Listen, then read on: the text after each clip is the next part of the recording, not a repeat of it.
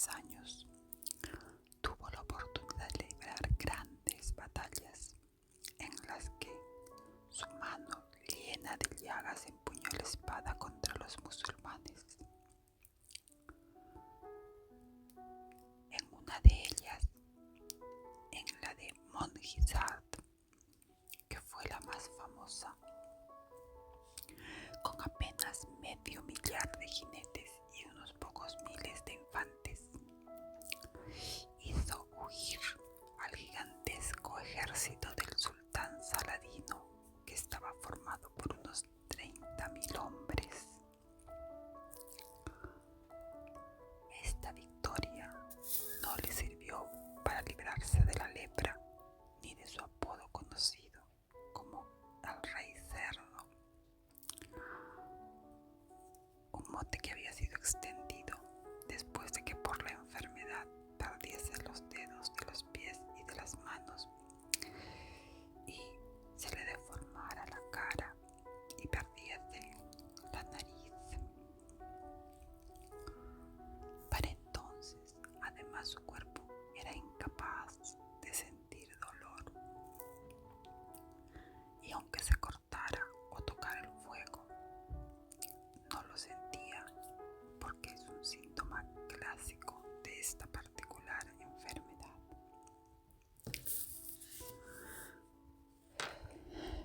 Con todo esto, Balduino IV fue un soberano sumamente querido por sus súbditos, incluso valorado por sus enemigos. Esto queda claro cuando se leen los escritos árabes de la época, donde dice: a pesar de la enfermedad, los musulmanes, que llamaban a todos los cruzados los francos le eran fieles a Balduino, le daban ánimos y, contentos como estaban de tenerle como soberano, trataban por todos los medios de mantenerle en el trono sin prestar atención a su lepra.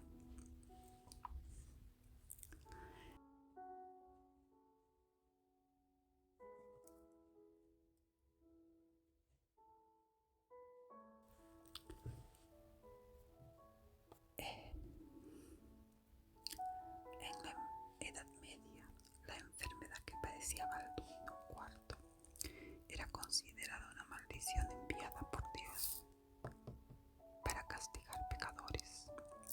Así lo dice la misma Biblia, donde son múltiples los ejemplos en los que supuestamente el Señor escarmienta a algún ser humano enviándole la lepra. Por ejemplo, uno de ellos fue Usías, a quien se le define como descendiente de Salomón. Tuvo ira contra los sacerdotes y le brotó la lepra en su frente. Y al mirarlo, el sumo sacerdote vio la lepra en su frente, y así el rey Usías fue leproso hasta su muerte.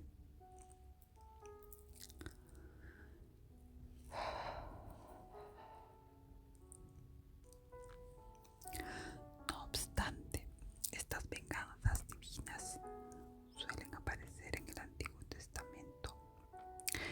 En el Nuevo Testamento, por el contrario, esta dolencia sirve para justificar los milagros de Jesús, a quien se le atribuye la capacidad de limpiar literalmente a los leprosos.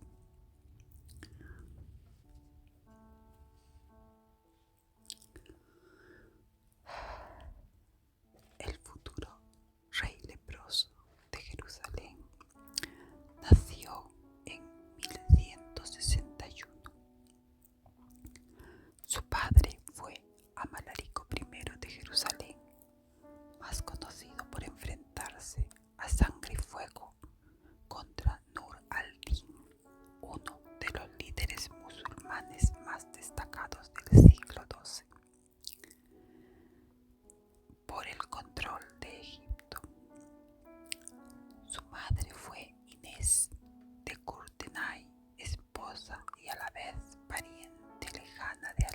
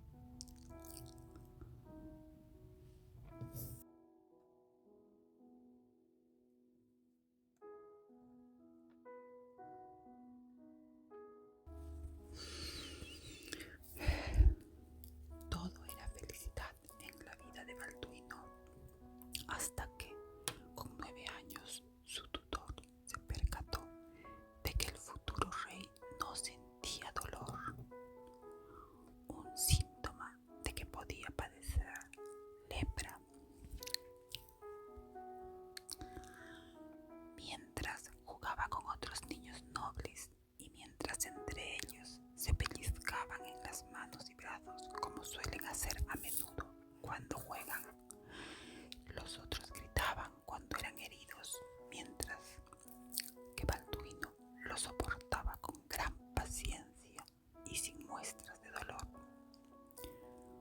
como alguien acostumbrado a pese a que sus amigos no respetaban especialmente su condición principesca en los juegos. En este momento, Guillermo de Tiro supo que, aunque no fuera totalmente seguro, era muy probable que el pequeño acabase teniendo la lepra. Algo que hoy en día extraña a los investigadores, y es que, tras examinar las biografías de Amalarico y su esposa, no hay constancia de que ninguno de ellos padeciese esta enfermedad. Por ello, se supone que se contagió por culpa de alguien. No hay evidencia alguna de que Amalarico, Agnes o María Comnena, la segunda esposa de Amalarico, padeciesen lepra. Posiblemente Balduino contrajo la enfermedad en sus primeros años de vida de algún sirviente de la corte.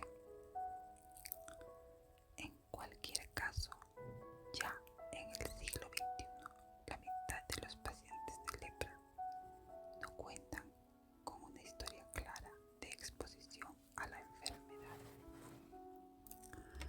En fin, lo cierto es que tanto los doctores de la corte como el propio Tiro esperaron hasta que examinaron varias veces al pequeño antes de poner aviso al rey, pues sabían que era un estigma social que conllevaría a todo un príncipe de Jerusalén como una maldición. Esto es lo que escribió su tutor tras una de estas exploraciones. Percibí que la mitad de su brazo y su mano estaban muertas, de forma que no podía sentir en absoluto ningún pinchazo, ni siquiera si era mordido. Tras llevar hasta la corte a varios médicos musulmanes para corroborar el diagnóstico, y después de que pasaran varios años, se confirmaron los peores temores de Amalarico. El futuro rey era un leproso. La dolencia se confirmó todavía más cuando Balduino ascendió al trono a la edad de 13 años tras la muerte de su padre Amalarico.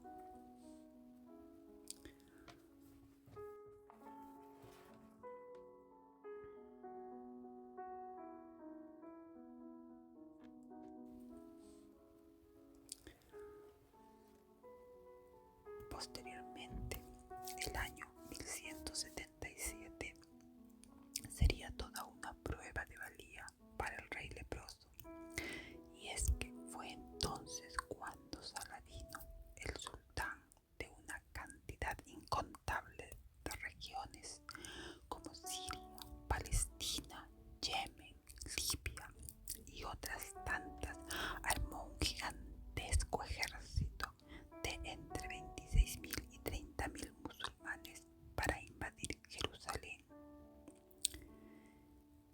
que entonces estaba bajo dominio cruzado. Por suerte para el rey leproso de los cristianos,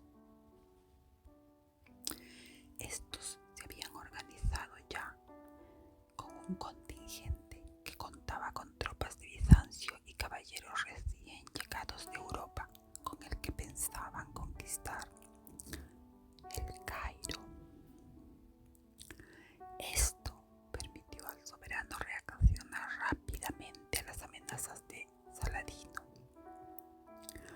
Balduino se enteró de los planes del musulmán y decidió ir personalmente en su búsqueda.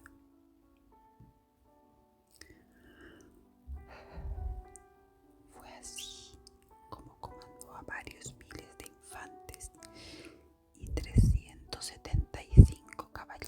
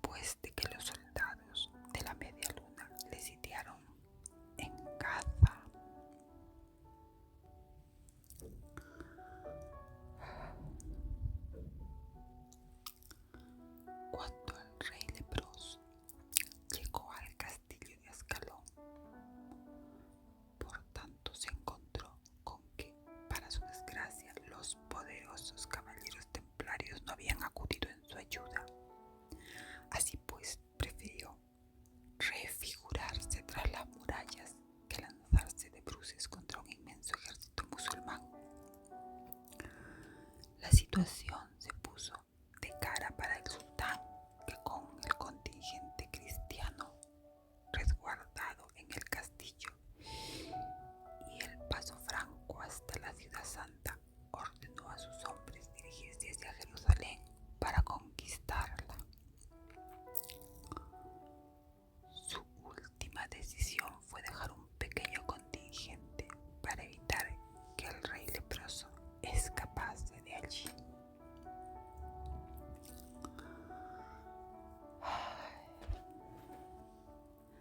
Saladino creyó que Balduino estaba atrapado en Ascalón y que incluso si los cruzados lograban huir, sus fuerzas eran demasiado reducidas como para representar una amenaza a su ejército.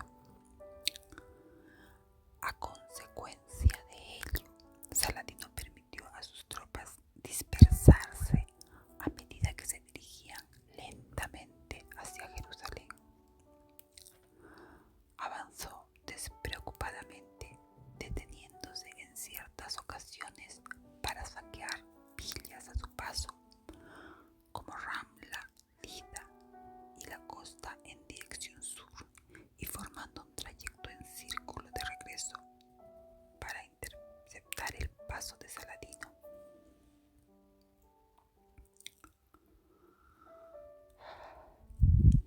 La lógica de Saladino era innegable, pero lo que el musulmán no conocía era el arrojo de Balduino.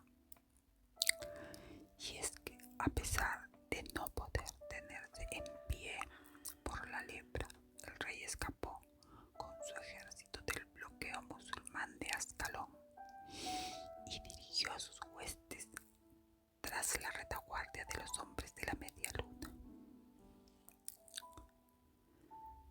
Su objetivo no era otro que atacar al gigantesco contingente enemigo cuando estuviese desprevenido y causar el desconcierto entre sus combatientes.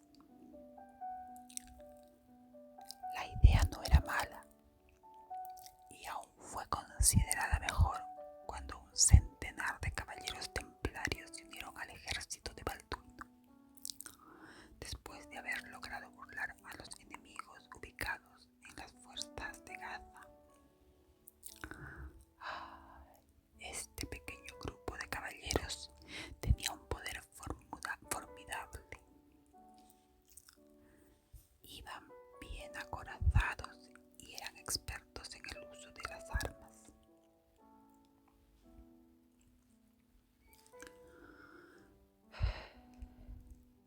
Con más tropas y una energía renovada, los cristianos partieron decididos a arrasar a los musulmanes y evitar la conquista de Jerusalén.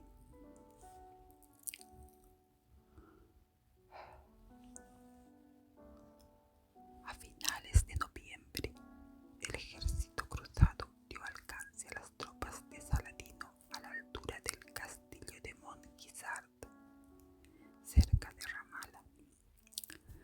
La situación no podía ser mejor para los cruzados, pues, motivados por el sultán, las tropas musulmanas se habían diseminado a lo largo de kilómetros para sacar todo aquello que pudieran a los principales pueblos católicos. Cuando Saladino se percató de que Balduino estaba a su espalda, el árabe trató de reunir a sus combatientes y formar con ellos una línea de batalla aceptable. Pero ya era demasiado tarde y solo pudo lograr que sus combatientes crearan un desigual frente en el que reinaba el caos y la descoordinación.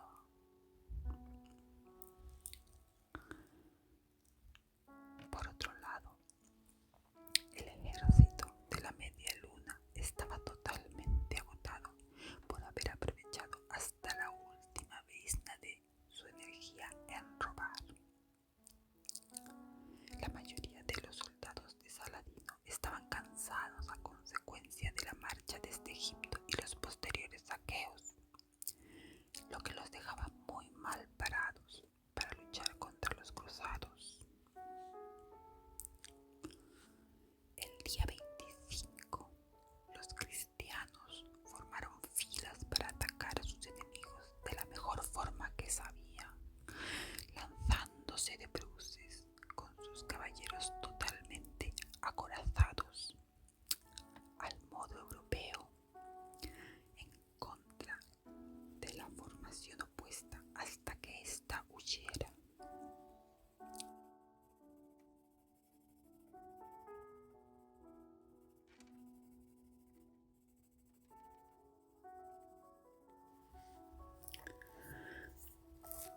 En sus filas se sumaban entre 375 y 500 jinetes, 80 templarios y varios miles de infantes.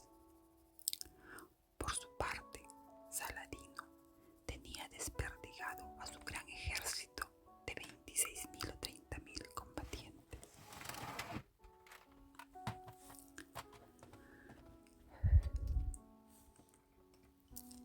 En las cercanías de Monguizar y bajo el sol abrasador de Tierra Santa, Balduino hizo los preparativos para lanzarse sobre los musulmanes mientras estos todavía trataban desesperadamente de organizarse. Apenas podía tenerse en pie por lo avanzada de su enfermedad, pero sabía que su mera presencia inspiraba a los cristianos. Por ello, hizo un esfuerzo para postrarse sobre la Veracruz y rezó para que Dios les ayudase a expulsar de aquellas tierras sagradas a los enemigos más odiados de los cruzados.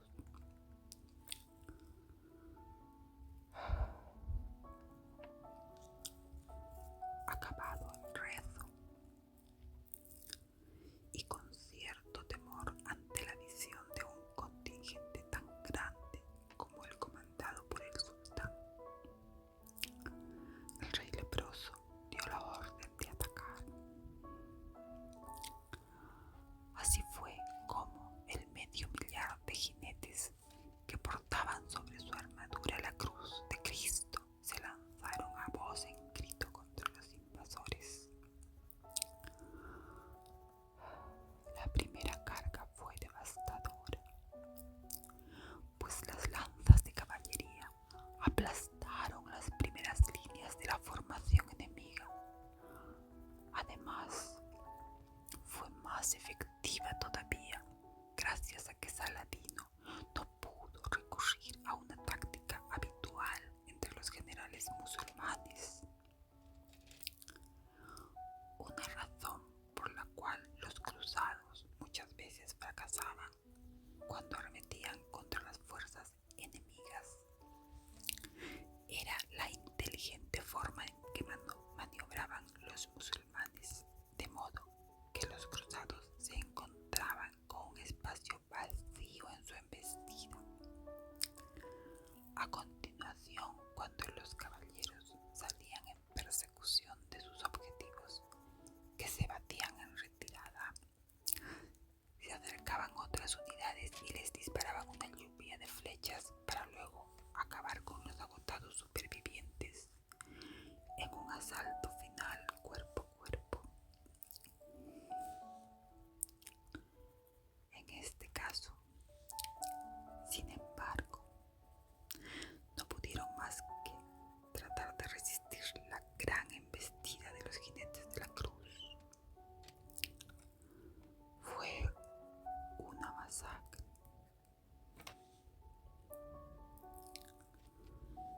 Mientras la carga se sucedía,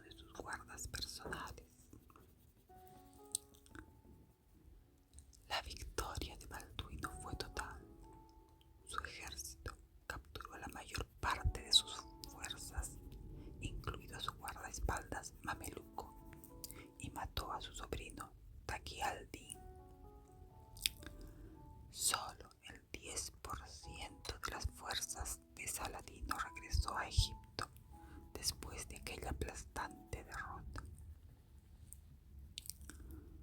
Por otro lado,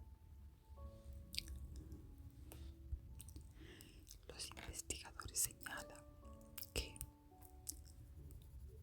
en las tropas de Balduino murieron alrededor de 1100 hombres y 750 resultaron heridos.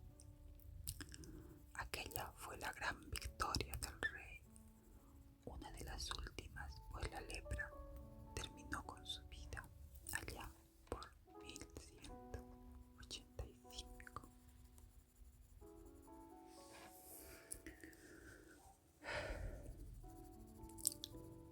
Los años y la enfermedad hicieron estragos en su condición física. Apenas con 20 años el rey presentaba graves secuelas. Su cara desfigurada la ocultaba usando una máscara. Se encontraba prácticamente ciego y con las manos y piernas mutiladas. Balduino murió poco después que su madre Inés. Sin embargo, aunque había sufrido toda su vida de los efectos terribles de la lepra, pudo mantenerse en el trono muchos más años de lo que cualquiera hubiera previsto. Le sucedió Balduino V, tal como se había decidido. Sobrino suyo, quedando de regente Raimundo de Trípoli.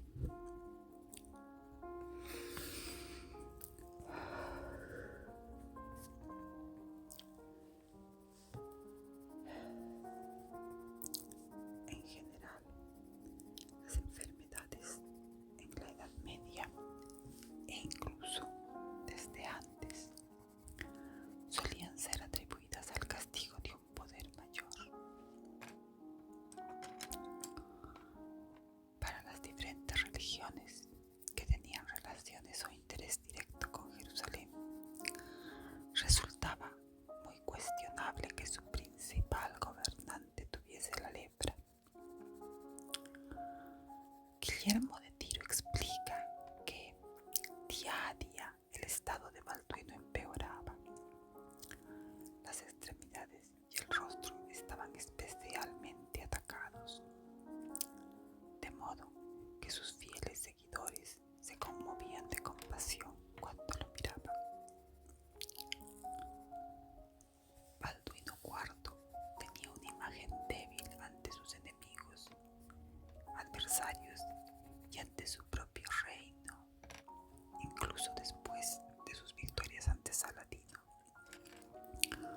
Pero con el tiempo, sin dejar de ver su precaria situación, todos reconocieron que Balduino era un sujeto que no carecía de valor ni de sentido común. Balduino murió cuando apenas tenía 24 años y por todo lo que hizo en estos pocos años, a pesar de su tormentosa enfermedad, su incapacidad y su ceguera final, se ganó el respeto de quienes conocían su historia. E incluso su rival, Saladino, le llegó a admirar y a respetar. Por ello, no solo los francos se inclinaron ante su memoria, sino también sus enemigos árabes. El imán de Isfahan escribió: ese joven leproso hizo respetar su autoridad al modo de los grandes príncipes como David o Salomón.